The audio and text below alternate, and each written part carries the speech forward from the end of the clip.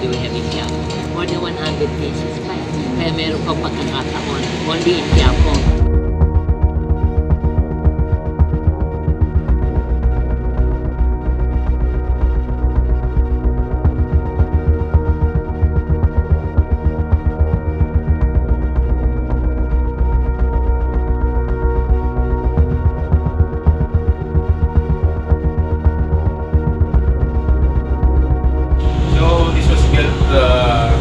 Around 1920, late 1920s.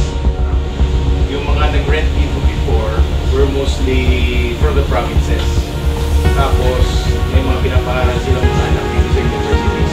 Like CU, UST, NU, I think, Asunción.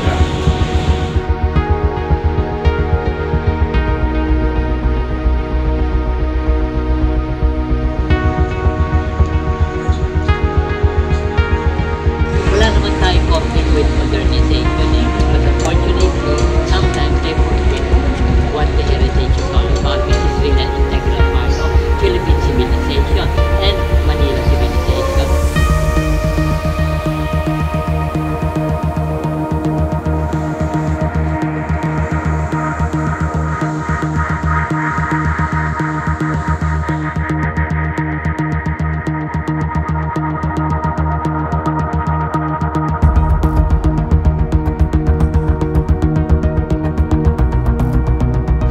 Doon nagkaroon ng interest sa arts and culture si Jose Ocampo.